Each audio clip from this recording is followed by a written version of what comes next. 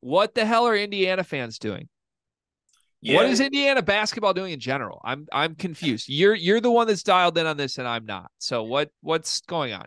yeah. So, excuse me if I do miss out on a few details, but I got the gist of kind of the situation. So, basically, Indiana NIL Collective put on an event, or they were putting on an event that they were going to have, like the men's basketball team, I think, scrimmage, have a dunk contest, 3-point contest, and the women's team was going to be involved as well. It was just going to be kind of like a fan fest type event.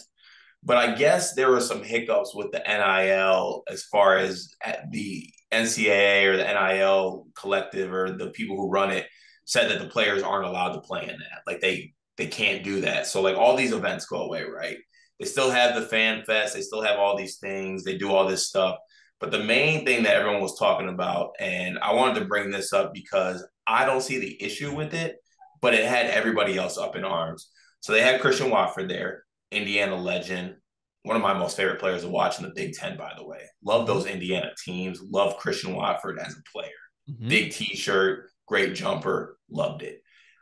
They recreated, the shot that he had against Kentucky to beat them.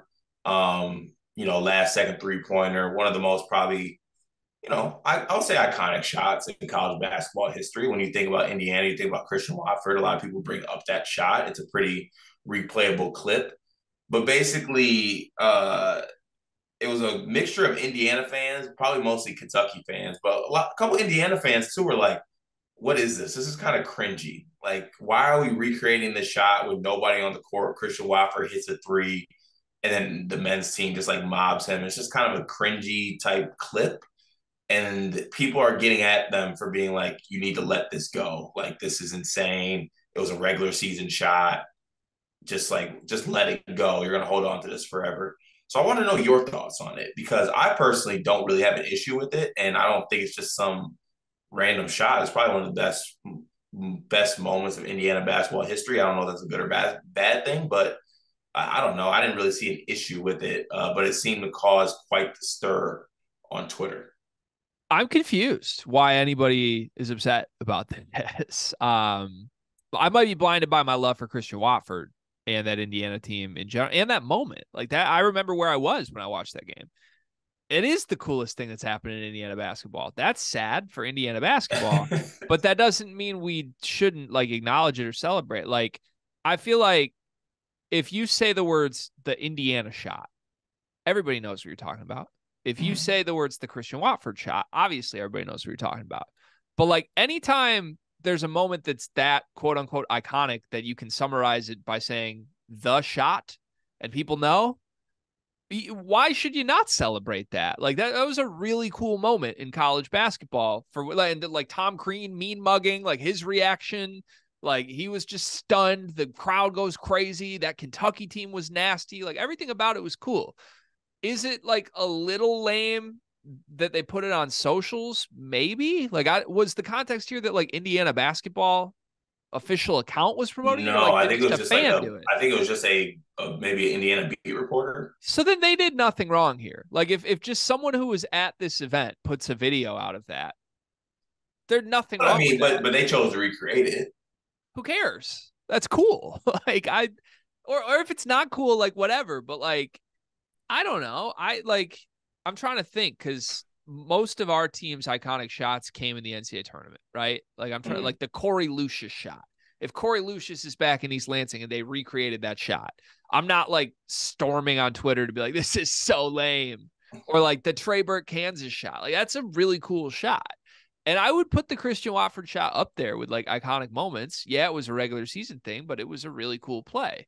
So I don't have a problem with it. I feel like when I heard there was Indiana drama, I was really confused if it was just that or if there was like additional Well, elements to it. well, the only other additional element to it was, and it also this is like a split thing. Like there's a group of people saying that like this isn't a big deal, everything went fine at this fan fest, and there's a group of people that are like this was just a disaster, awfully done, everything else.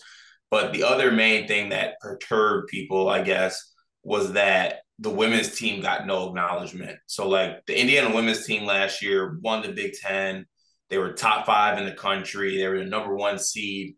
They just didn't get acknowledged like during this event at all. And they basically just had all the focus on the men's team and like introducing all their players. And I don't think they did anything for the women's team. So that rubbed people the wrong way as well.